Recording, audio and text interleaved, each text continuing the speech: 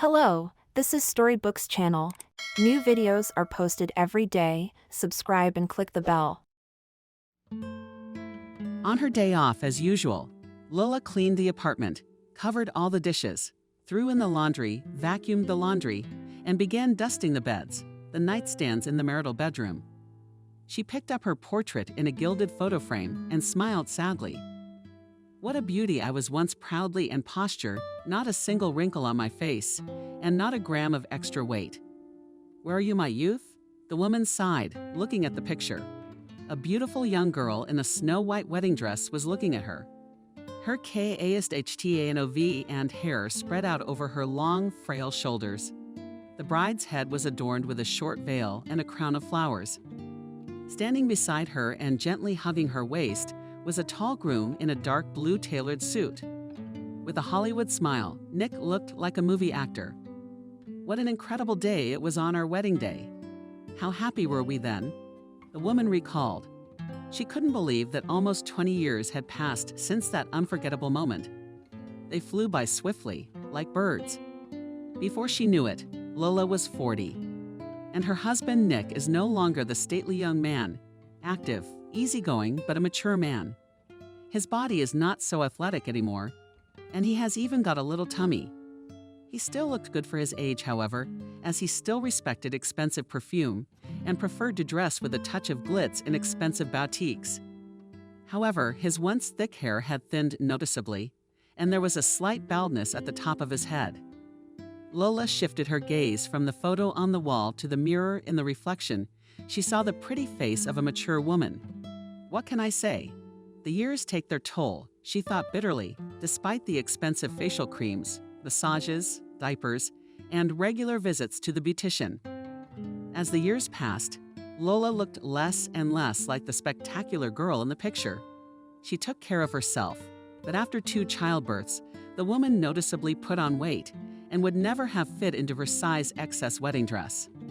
Although the woman periodically went to the fitness gym, went to yoga, and even did Latin American dancing, she never managed to get back to her former shape.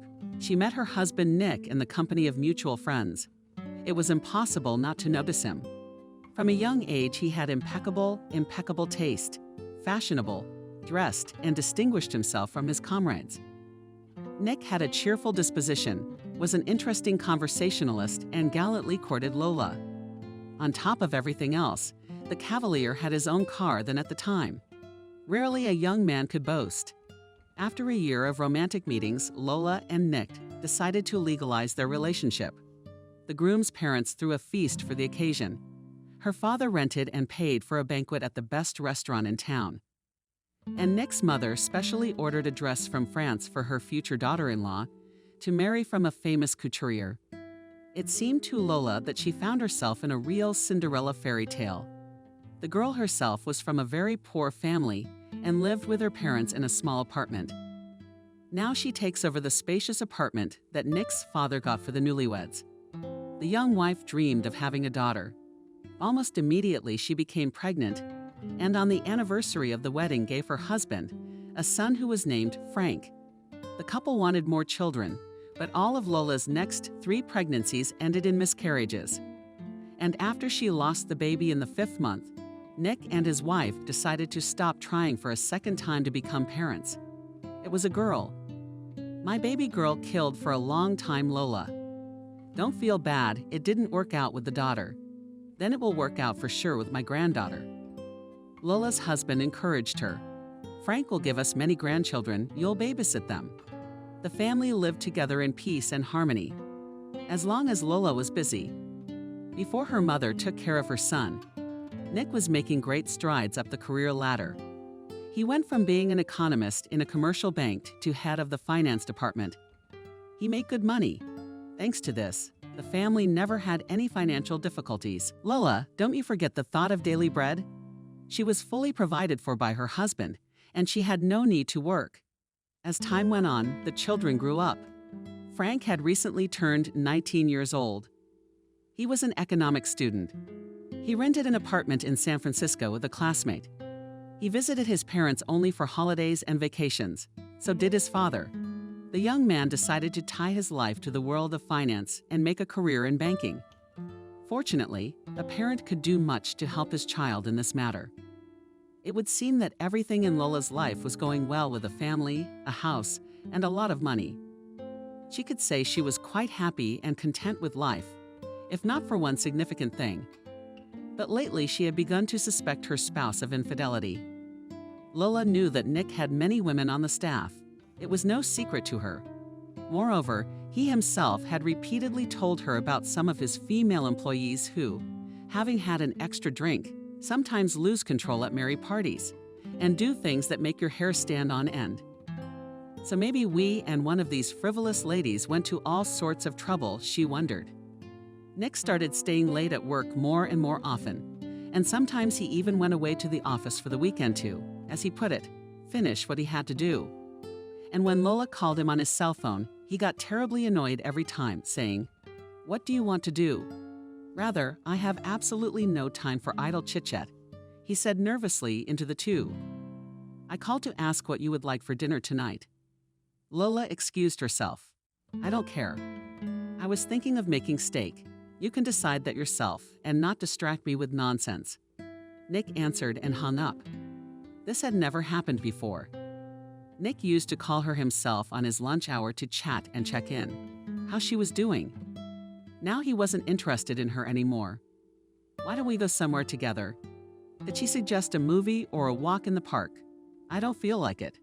With an exclusionary look every time Nick threw and stared at his laptop. "But we haven't gone anywhere in such a long time. There's a premiere at the theater tonight. They say it will be a very interesting and unusual play. And the actors are all stars, my wife hinted." "So what's the problem?" "Go alone if you have nothing better to do." Nick did not take his eyes off the screen. Lola did not give up, and with persistent persistence continued to call her husband for walks. She consoled his shirts, took his watches to the repair shop, bought gifts, did everything she did. An exemplary good wife. Nick never refused her services. He gratefully accepted all her compliments, and that was it. He never gave her anything in return. "You look beautiful tonight. That shirt looks good on you," Lola said as she walked her husband to work. "Thank you," she said. He answered and closed the front door behind him. He did not dignify his wife with a kiss. There was no more feedback between them, no development of any depth in their relationship. Nick stopped being jealous of her at all. He had no interest at all in where or with whom Lola was, what she had been doing all day. Once, to provoke him emotionally and arouse feelings, she crouched around the mall late at night. She kept hoping Nick would sound the alarm, call her, and describe her. But no, the phone was treacherously silent. Eventually, Lola returned home. It was around midnight. Nick was already getting ready for bed. He was calm and indifferent. "You didn't even wonder where your wife had been for so long," Lola remarked. "I hadn't even noticed your absence," Nick confessed. Lola realized that he had no plans to look for her. He just didn't care about her. In those rare moments when Nick did not go anywhere and was at home, the woman still felt that her husband was physically with her, but mentally he was somewhere far away in another dimension. Lola wanted some kind of feeling from him, waiting for emotion, action. She looked into her husband's face and tried to understand what he was thinking at that moment. Maybe just now he was thinking about another girl, she surmised, comparing us and calculating all the possible options. Lola couldn't help herself. Nick had been openly neglecting her, and it was getting worse and worse every day. He got angry for no apparent reason, and more often he was abusive to her. She couldn't stand the very thought of her husband having an affair on the side that he was hiding. It was horrible to love a man who didn't deserve it, to wait on him from work and feed over the stove for his favorite dishes. While he was having fun with another, Nick stopped showing interest in his wife. There has been no intimacy between the couple for 3 months, which had never happened before. Now Lola knew something was going on with Nick. He was estranged from her, and they were living like roommates. Maybe I was getting my hopes up for nothing, she thought sometimes, tired of getting herself wound up. Lola really wanted to be wrong about her suspicions. She wanted to be wrong about Nick's infidelity. She speculated that maybe her spouse just had a lot of work on his hands, or maybe some more serious male problems had begun. Nick had had mishaps in bed a few years before, but Viagra helped solve the problem. So maybe the situation had gotten worse. After all, it's not uncommon for this to happen to men his age. After all, it may be that he was nervous, all keeps to himself, worried, and to admit his failure to man to say it is embarrassing. The woman spent many sleepless nights wondering, how can she find her husband in the clear? Hire a private detective or arrange a surveillance itself, like a spy movie. Or maybe organize a polygraph test. Lola went through her head one option after another, but each seemed more ridiculous than the other. More than anything, the woman wanted to get to Nick's smartphone to clarify the situation. But her spouse, as if by spite, never left him unattended, took him with him even to the bathroom, the toilet. Even more gave rise to mistrust, fueled her suspicions. He was obviously hiding something from me. Lola guessed. I could probably find answers to many questions there. One day, Nick had forgotten his work laptop at home, and Lola, though not at the first attempt, managed to find the password to it. The woman hoped that it would help shed some light on what was going on. However, to her great disappointment, nothing suspicious could be found on the laptop. Only work files, payment documents, contracts, certificates, invoices, and internet bookmarks with sites of currency exchanges, news from the world of finance, and a few links to professional seminars. Lola carefully checked the photo frame and put it back on the nightstand, and then she opened the closet and began to rummage through her husband's belongings. She didn't know what she wanted to find there. Perhaps some proof of his adultery, like hotel bills or a handkerchief and a pack of lipstick. But better, of course, by contrast, to discover something that might justify Nick's aloofness, like medical tests. As you know, he who seeks is bound to find, running his hand into another pocket of his jacket, of which there were a great many in the closet. Lola stumbled upon something voluminous. And what is that? The woman was surprised and pulled out a velvet red box. She opened it. I gasped with delight. Inside it was glowing with scarlet fire. A dainty pair of gold earrings with a heart-shaped pomegranate. The International Women's Day holiday was coming up, and it would be logical to assume that this gift was meant for her. But she had nowhere to put them. Lola's earlobes had no holes in them. As a child, her parents had not pierced her ears, and when she grew up, she didn't dare. Frank could hardly use a present like that anymore. Lola remarked ironically to her mother-in-law. The woman was also out of the list of suspects. She liked jewelry, but she had been dead for 5 years. So the earrings were definitely not meant for her. The mother-in-law option also fell out at once. Nick's relationship with Lola's mother was warmer than that of a cat and a dog. So who was he spending so much money for? Nick? There was no doubt. My spouse had a mistress. Unfortunately, I had to admit, Lola's tears were pouring out.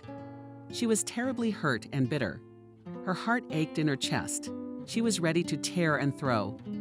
The first thing, she wanted to immediately rip to shreds this expensive jacket, and then immediately, without a minute, rush to work to her husband, and there in front of all the colleagues and subordinates to throw a velvet box at the traitor and bring him to the light, to force everyone to confess infidelity and lay at her feet to beg forgiveness. However, Lola did not do this. She is a hot-tempered woman, but she is quick-tempered, and far from stupid. Lola knew that in the heat of impulse you could do a lot of damage that you would regret bitterly. If divorce was my ultimate goal, that might not be a bad thing, Lola reasoned. But she had no intention of breaking up with Nick. So many years of life were behind her, so much walked together, so much gained. There was too much at stake now. So Lola pulled herself together and decided not to cause a scandal. She had to put everything in her head and devise a tactic, said the woman. She shoved the damn box back into her jacket. Nick wiped away her tears and began to think, what to do now? Lola was not born yesterday and had already heard and read many articles about that notorious midlife crisis, when men aged 40 to 45 at one not-so-great moment are faced with the feeling that their career or family life in general had not lived up to their expectations. And then, in an attempt to make up for lost opportunities or to correct something, they often make attempts to come around again and live this life anew. Some find new hobbies, often risky and extreme, like skydiving or motorcycling, while others radically change their lives. They get a young mistress, divorce, and then start a new family because they are no longer satisfied with the old one. Lola had read about the extremes men go to, but hoped her family would be spared. Now she had to admit that they had not been spared this misfortune. And now the woman suspected that the same thing had happened to her Nick. However, her successful and high-ranking spouse, she was not going to just give up, and she wasn't going to change her wife's comfortable life either. To divide all our jointly acquired property and just give it on a silver platter to some wagon. In honor of what? We have a legitimate heir son. He's the only one who gets everything. And our future grandchildren. Yes, I put so much heart into this apartment. Not for some woman to run the place. No way. I won't give her my house or my husband. Only over my dead body. Not even hope, she concluded. The woman decided to devise tactics to wean Nick away from his mistress. She was sure that there must be some way to bring the treacherous husband back into the family. The woman decided to proceed cautiously and in cold blood, so as not to make a mess of things. A weekend to celebrate International Women's Day. Lola and Nick were invited to visit. The couple Julia and Kevin were longtime and very close family friends. Lola had once been in the same class as Julia. For many years, they were very friendly, close, shared their girlish secrets. They made grand plans for the future and dreamed of a prince on a white horse. After contacting Nick, Lola asked her friend to be a maid of honor at her wedding, and she happily agreed. And the groom's side witness was Kevin, a fellow student of Nick's. He was a talented northern boy, simple and sincere. He instantly fell in Julia's heart. It was very symbolic. They got to know each other on the day of their wedding, and the future union of two hearts was born. From that time on, the couple were close friends. They celebrated holidays together, took vacations together, went on trips to the countryside, shared joys and shared sorrows. Although their financial situation was different, and Lola and Nick were as poor as China, this did not prevent them from being friends. I will behave as if nothing had happened, Lola told herself. Having had my moment, I would try to talk one-on-one with Julia. Maybe she could give me some good advice in this matter. After all, she had a similar experience. Several years ago, Julia's husband Kevin had an affair with a young secretary. But fortunately, then lacked the wisdom to discourage the rival and save the marriage. Kevin got rid of the love infatuation, and the prodigal husband returned to the family. On the eve of the holiday, Nick was texting with someone all night. Lola pretended to be sound asleep, while she struggled to heal and peek into her husband's smartphone screen. But no matter how hard she tried, she could only make out the last 2 digits of the phone. The next day, Nick and his wife were sitting at the party table in the living room of friends. Lola watched her husband, as if trying to read his mind. Everything was as usual. They chatted and joked and exchanged the latest news. But something made Lola uneasy. Several times during the meal, she caught Julia's meaningful glances at her husband. How eloquent was he? How much emotion was he putting into it? The mistress of the house. And Nick, every time he caught her gaze, dutifully lowered his eyes. It was as if our walking dog had snatched food from the master's table. What was that about? Could it be that Julia is that treacherous mistress? A woman pierced? A scary guess. Lola picked up her cell phone to look up her friend's number, since she couldn't remember it by heart. The last digits exactly matched the number that Nick had been texting with half the night. How could I not have guessed at once? Could it be that Nick's mistress was my best friend, the person I trusted infinitely, and whom I would never have thought anyone but her?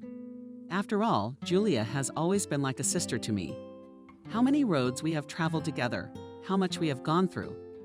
All lamented why Lola's wasn't touching anything. You don't like it. You haven't eaten anything at all. Did I overpower the salad? Julia worried, and Lola had a bite in her throat. She was embarrassed by a terrible hunch, and most of all I wanted to pounce on Julia and pull her by the hair. that it was no taboo to deal with other people's husbands in the future. The men were having a passionate conversation about soccer, and when Julia went into the kitchen for some pies, Lola followed her. She watched her friend with an appraising glance and tried to figure out what it was about her that attracted Nick.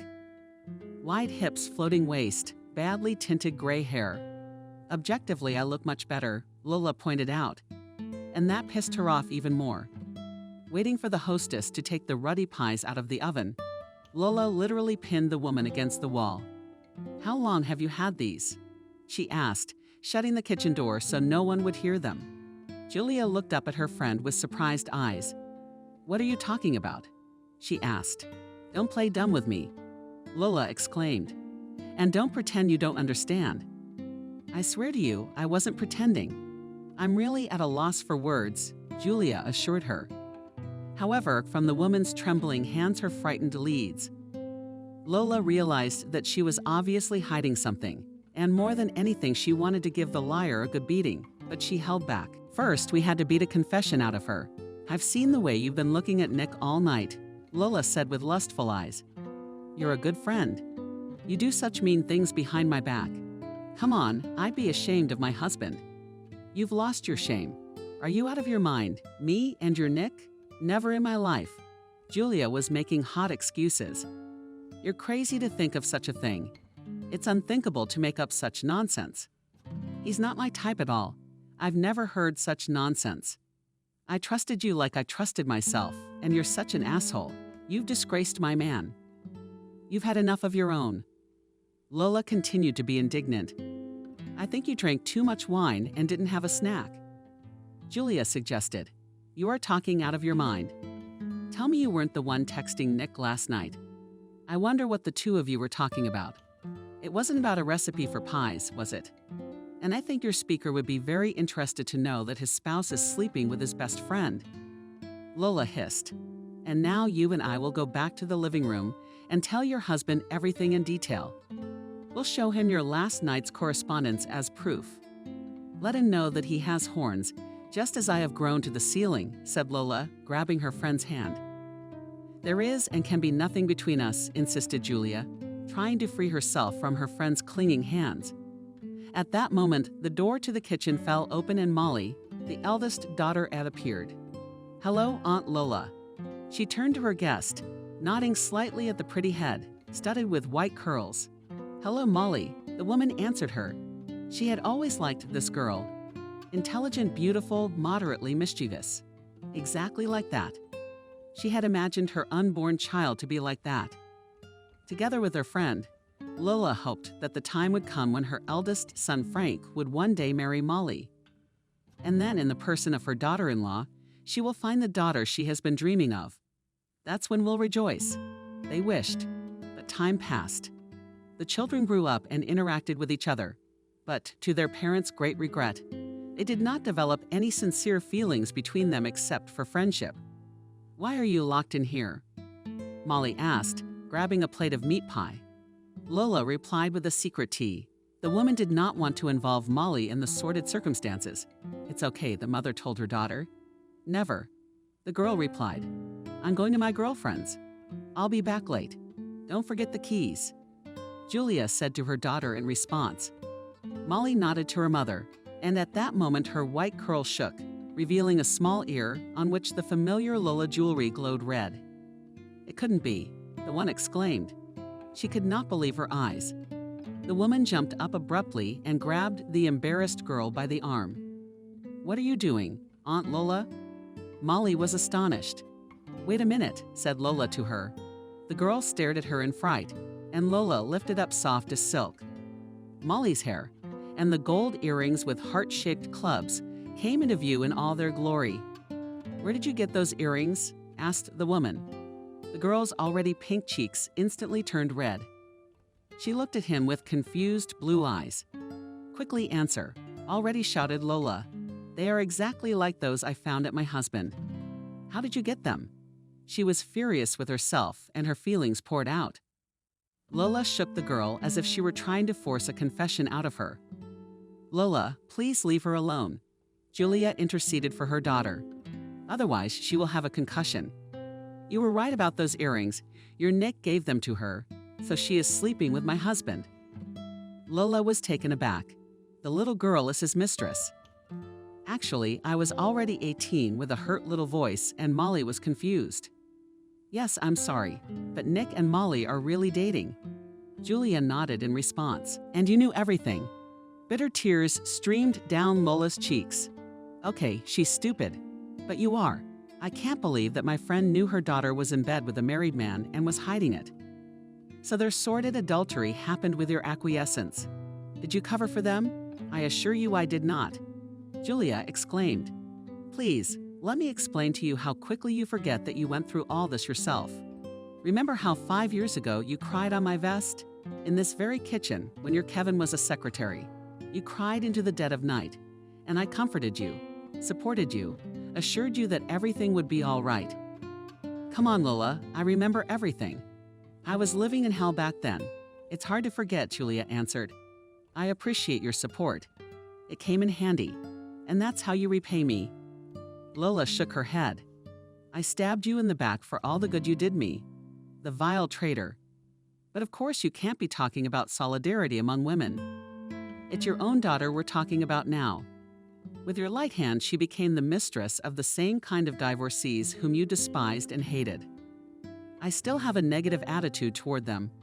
There's really nothing to brag about," Julia assured her friend. "Your daughter jumped into bed with a grown man who has a wife and children," Lola reminded her. "And you've been their silent accomplice all this time, and one might say, a like-minded one. Besides, you've even made all the arrangements and the bed for them. Who knows? You probably enjoyed it, and you laughed behind my back, and I cherished our friendship so much. No, it wasn't like that." Julia was quick to clarify the situation. "Please, believe me, I myself am shocked. Just do not tell me lies and bullshit, as if you did not know anything, weren't her friend." "I guessed, of course, that Molly's suitor appeared," the woman admitted. "Lately, she has been bringing home every now and then expensive gifts, then lavish bouquets, then jewelry, then branded items, and even underwear from famous designers. You know we live more modestly than you and can't afford such things. Also, this kind of stuff is clearly beyond the means of the average student. And judging by all these gifts, I knew that her admirer was a well-to-do and respectable person. I tried my best to find out who this mysterious beau of my daughter. But Molly had kept him from me, and I didn't find out until last night that this mysterious suitor was your Nick." "I don't believe you at all," Lola interrupted her. "I don't believe a word you say. You lie about everything." "I swear it was like that," Julia exclaimed. "And yesterday, to find out who is hiding who from me, Molly, I was watching my daughter outside, and when it was already dark, the car brought her. I recognized your car right away, with Nick at the wheel. But I refused to believe that my daughter was entangled with your spouse. Believe me, as much as you were disgusted at the mere thought that there was a connection between him and my girl. I tried to chase them away, and I had not yet given up hope that there would be a rational explanation for it all. What would? Like it was just a coincidence. A coincidence. I mean, come on. Nick could have just happened to meet Molly on the street and kindly dropped her and her best friend's daughter off at home.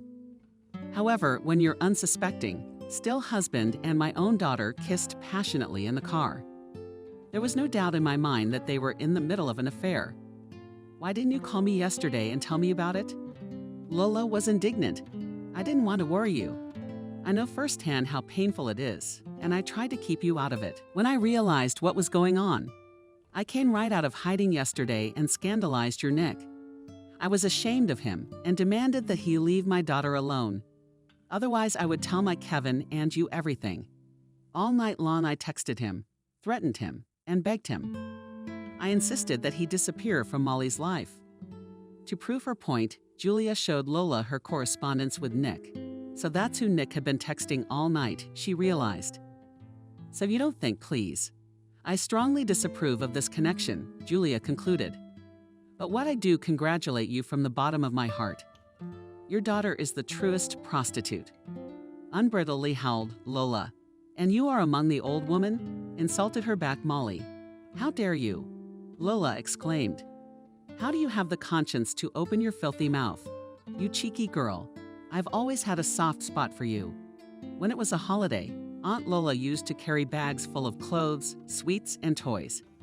And who got you tickets for the best seats in the circus, theater, amusement park? Who made it possible for you to go to Leh this summer? If I only knew what a rotten girl you really are. I wanted you to be my daughter-in-law. How lucky is it that Frank didn't fall for you? Apparently, my boy was very perceptive and sensed that you really are a viper, ha ha ha ha. Molly laughed theatrically in response. I don't think so. Yes, your Frank is indifferent to me, because he's not interested in girls at all. He is, so to speak, in a different line of work. What are you talking about? Riddles and innuendos. Aren't you ashamed of slandering my son?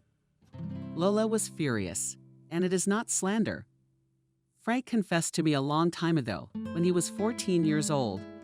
He's been attracted to his own sex since he was a child. Yeah, a lot of people know that. He didn't go to San Francisco because it was a special institution. He just wanted to get away. They teased him here, but in San Francisco, they're more tolerant. They have special nightclubs and bars there. There's a lot of guys like him there. It's easier to get lost. Has he tried to tell you anything? You're the only one who's obsessed with yourself. Are you still waiting for his grandchildren? And he doesn't want any children. So you'll never see them again. And how can you have a baby when he's with a man? You, Frank, still can't open up because you're backward. You don't even know that the classmate he lives with is more than just his mate. They are like family to him. Slander. You just want to hurt me. With trembling lips, said Lola. Go to him if you don't believe me and see for yourself. As soon as you see these guys together. Molly smirked. Shut up, you snake. It's better to be a snake than to be like you. And you ain't no mother. You don't know anything about your only child. And you're not a good wife either, the girl said.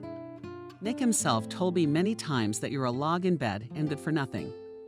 Now shut up. What you're saying is disgusting. Julia intervened and shouted menacingly at her daughter. What about me? She started to insult me first, glared and turned away with a dissatisfied look. Lola almost suffocated at the words of this boorish woman, at what unflattering truth was revealed about Frank. And from the fact that another girl called her husband Molly, as if she had any right to do so. Wasn't the little bastard lying to her? Lola's foggy head whispered. Is our only son really gay? Is her husband Nick really that gay? Respectful. That he allows himself with strangers not only to discuss their intimate life, but also to make fun of her. The humiliated woman couldn't help herself and slapped Molly back so loudly, the star responded with a resounding slap. The women clutched at each other's hair, and Julia rushed to pull them apart. In the commotion, someone knocked over a tray, and it flew to the floor with all the pies. At the shrieks and rumbling, the sweetest of men emerged from the living room with unsteady gaits. Where did it all go? Nick asked. And what is going on here? What is all this shouting? Kevin asked. Nothing much. The pies were just accidentally dropped. Julia lied, smiling faintly at her husband. But the furious Lola was really getting worked up and was not going to put the brakes on anything. It was no big deal, unless you count the fact that Molly is sleeping with her spouse. Lola sneered. Why you, Lola? You shouldn't have, sighed Julia, covering her face with her hands. God, what is going to happen now? But Lola wasn't paying any attention to her friend. She was staring at Nick point blank. He could not stand his wife's stern gaze, went pale, and lowered his eyes.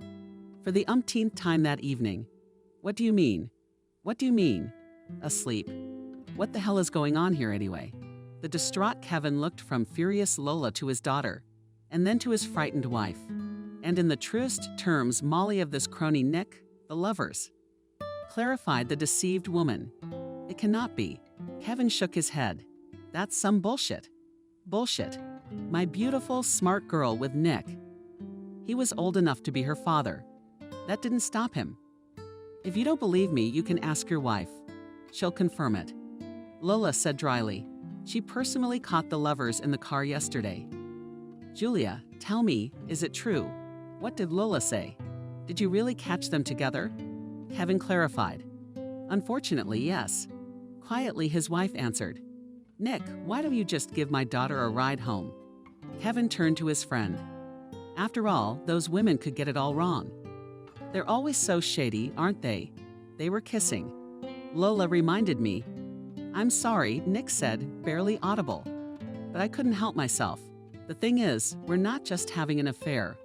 Kevin's face flushed red with anger. An avalanche pulsed down his neck. How dare you touch my girl with your filthy paws? He hissed. Nick instinctively stepped back. Please, Kevin, calm down. Let's talk. I'll explain everything to you now. Stuttering, he mumbled. But Nick didn't get a chance to speak before he got his fist in his face. Blood gushed from his broken nose and instantly stained his shirt. Lola watched indifferently as Kevin struck blow after blow at her unfaithful spouse's face. Serves him right. Humiliate me like that. He deserved it all. She thought with satisfaction. Daddy, please don't hit him. I won't see him anymore. Molly screamed, throwing herself at her father. How could you? He said with a shadow of contempt, looking at his daughter. Couldn't you find someone better? Isn't there a good boy of your age? Indeed. I also think that it is much more pleasant to go to bed with a young, handsome body, and not with an aging man. It's been a few years of sitting on VIAG, and that's what Lola was fueling. You're also impotent. Kevin threw Kevin scornfully. I wanted to leave him for a long time, but he stuck to me like a leaf. The girl confessed. He wouldn't leave me alone. He kept stalking me in front of the institute, waiting for me at home. I don't know why I got mixed up with him, why they didn't want him. Such an old stump. I just had something to show off to my girlfriends. You and your mother don't spoil me with money. How many times have I asked you for a dare bag? All you do is promise. Nick is rich and generous. He didn't spare any money on me. He got me ready for college in his car and gave me expensive gifts. He gave me a lot of money, fulfilled every whim. The girls immediately respected me. I'm just as tough. I told you we didn't bring her up well. All I wanted from him was money, said Lola. Molly, how could you? I thought you loved me, you told me so yourself. Nick spoke up. Like hell I did. I lied to you, and you're an idiot for believing it. Look at me and look at yourself in the mirror. How can you love someone like that? You've already got a bald spot on your head, haven't you? I was disgusted to kiss you, Molly confessed. You came at me with your lips, and I spit up every time I've been intimate with you. It made me sick to my stomach. Kevin was clearly not satisfied with his daughter's explanation. This intimate detail made him even angrier, and he put his arms around Nick's neck and began to strangle him. How dare you, you bastard, touch my daughter? Like a mantra, the enraged man repeated.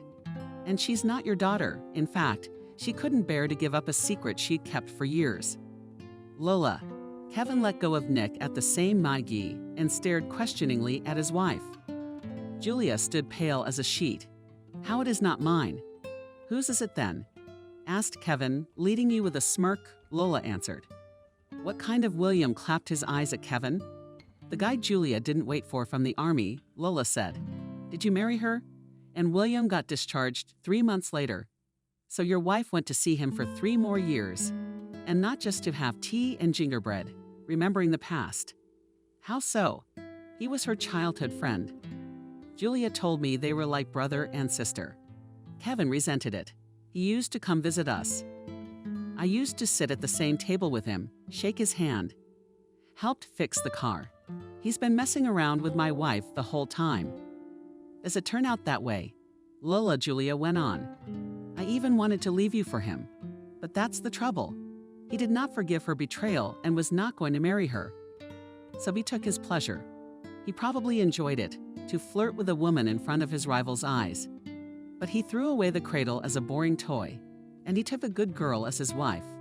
That's when their unholy relationship ended. But not without consequences. And they appeared 9 months later, and in the person of a newborn, which you raised all these years and thought of as your daughter. You're not my father. Molly exclaimed, turning to Kevin. Well, if you count the father as the one who raised her. And from a legal point of view, he is your father, of course. Lola agreed. But biologically, you have nothing to do with each other. Couldn't it be? Kevin exclaimed.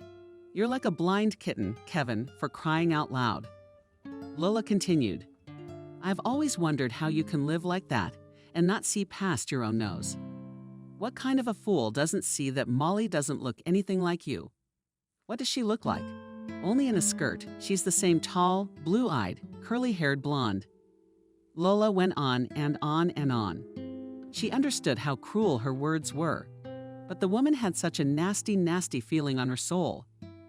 After the truth about her husband's son, she desperately wished that she could be just as lazy unbearable to everyone present. After all, why should I be the only one suffering, she thought. It wasn't my fault. My conscience is crystal clear. Unlike some of the people here, Julia stood neither dead nor alive. Just now Lola had broken a vow she had made to a friend years ago. But it is not without reason that they say that all secrets sooner or later come to light.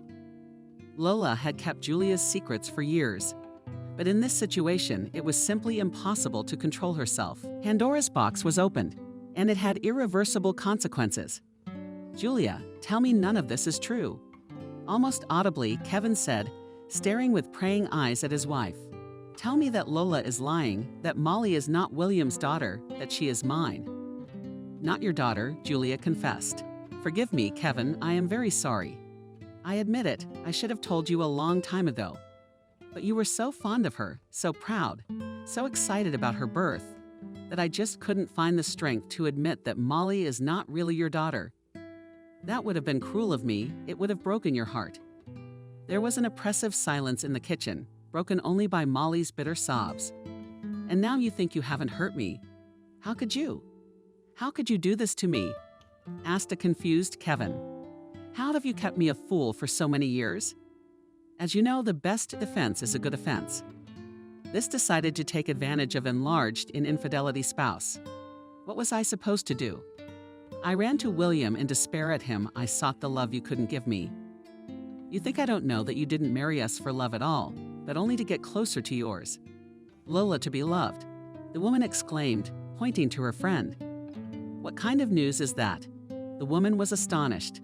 Don't drag me into your sordid story. I am, in contrast to all of you, decent and clean person, and my husband never cheated. So I had nothing to do with it. And don't get me involved. You're wrong. Oh, you're wrong, Julia declared. They met you at the same time, Nick and Kevin, and they both started courting. Only Nick was more quick-witted, punchy, and active. He outshone his shy companion in no time, and you chose him over Kevin. I was stupid. I didn't know what was going on. Then at your wedding, I fell in love at first sight and thought it was mutual. It was, Kevin said. Otherwise, I wouldn't have married you. Lies. You never loved me. His wife interrupted him. I just didn't realize it right away. I was blind. My eyes lit up with feelings, and I imagined the hell out of her husband. At least in front of people would not be embarrassed. The one who embarrassed herself was you. I figured it all out when you told me on our wedding night. Lola called you a few times. You fell asleep doing your marital duty. And I cried into my pillow until morning from that secretary. 5 years ago, you only got involved because she looked just like Lola when she was young. Would you please stop shaking your dirty laundry in front of everybody? Kevin asked his wife. He was clearly uncomfortable that Julia had brought it up. And why not? They are not strangers to us. They are our best friends. You've forgotten that, haven't you? Why hide the truth? Or does it sting your eyes? The woman wouldn't let up. It's not like that, Kevin said quietly. It isn't. His wife interrupted him. You have all the passwords. It's Lola's name. And her date of birth. You're obsessed with her. And you have her picture on your office screensaver. You think I don't know that? You always give me perfume like Lola uses. And you ask me to put the same lipstick on my lips. Although carrot color never suited me. Wow, that's kind of paranoid, Nick said. And you shut up. No one's asking your opinion. Kevin hissed back at him. You've never taken a vacation with me on all the vacations we've taken together. Fed years continue to break up Julia. How many times I've tried to persuade you to go to the resort together. You didn't care where she was going as long as it was her place. But it's more fun that way, Kevin explained. No, that's a lie, the woman protested. What you really wanted was to be close to your daughter, to look at her, to admire her furtively, and to sigh at your unrequited love. And I'm sick of it all. And I'm sick of you." Lola hadn't expected this turn of events. Of course, she was aware that Kevin had once been slightly in love with her. But that was a long time ago. At least, that's what she thought. You never know who had a crush on whom in their youth. The woman thought. So much water had flowed since then. And Lola had been convinced all these years that Kevin was happily married. "Julia, I swear to you that I never gave Kevin any reason to hope for anything." Lola turned to her friend. "Nothing ever happened with Kevin and I, and there never could have been. Believe me. Who cares if we did or didn't?" The woman exclaimed. "Maybe it was okay if you slept with him once." "How can you say that?" Lola said indignantly. "And maybe he would have satisfied his long-lasting lust and immediately forgotten about you," Julia suggested. "Especially if you really are such a log. As Nick says, he would have immediately tasted the forbidden fruit and calmed down. But as it is, all my husband does all his life is dream about you and rave about erotic fantasies with you." "It's all disgusting to hear with anger," Lola remarked. "And you think it's nice for me to live like this? Going to bed every night, knowing that your husband is indifferent to you. That all his life he has been unrequited, in love with someone else, and not with anyone else, but with your best friend, and he dreams about her alone in his dreams and in his dreams. I hate you both. It looked pretty good. Does that make you feel better? You should at least be ashamed of your daughter." Kevin shook his head. "She's an adult now. Let her know who her mother has been under the same roof with all these years." Julia's dad hissed. "Is it true? Do you really have a crush on Aunt Lola?" Molly asked.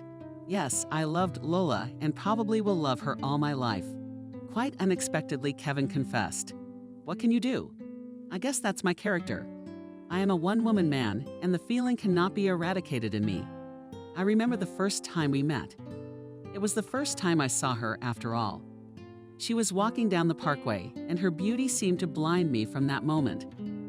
All I could do was dream about this girl. But then Nick stepped in, you might say, and ruined everything. If it hadn't been for his rich daddy, I'm sure Lola would have been my wife.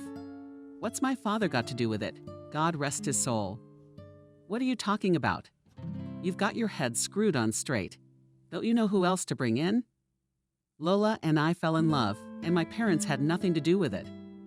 Nick was indignant, wiping the blood from his busted lip with his sleeve. "It has to do with the fact that if it weren't for your father, with his purse and his high position, Lola would have chosen me. But as they say, one chooses the lesser of two evils. Fish look where the fish is deepest, but man looks where the fish is best, and Lola is no exception. You and I, though we studied at the same institute, we were, as you remember, from different social backgrounds. I was a poor student from a working-class family. My father was a turner. My mother was a seamstress. And you were an intellectual, and also well-to-do.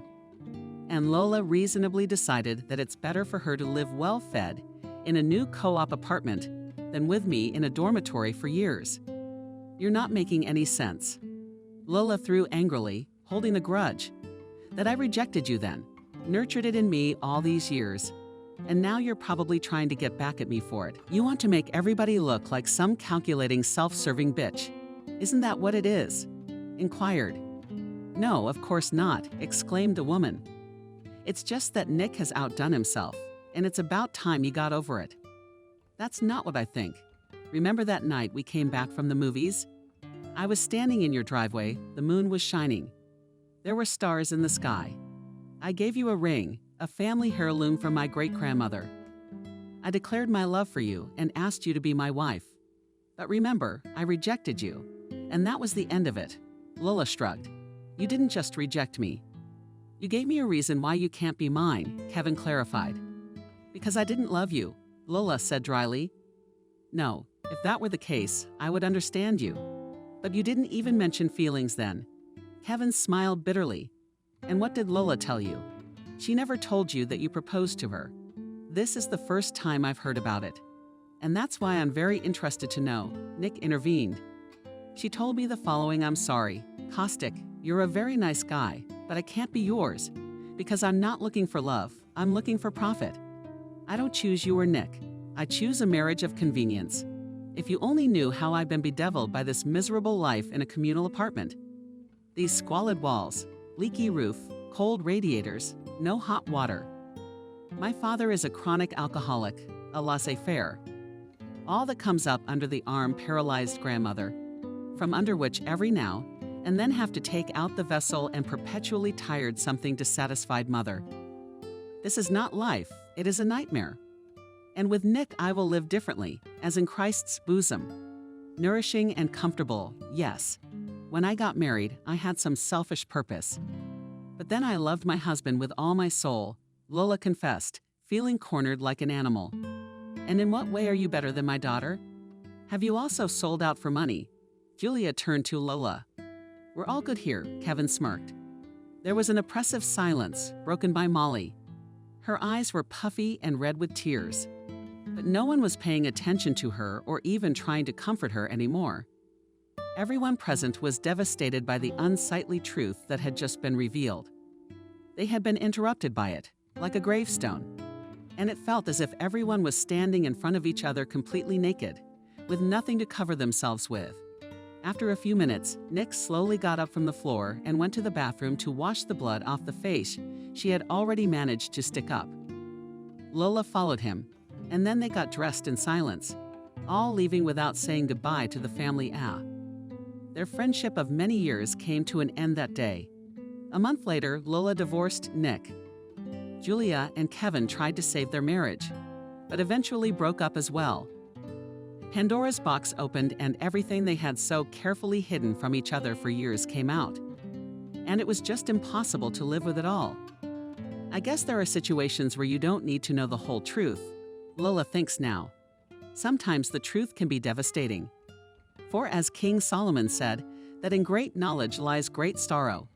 And sometimes, the less we know, the better we sleep and live happily.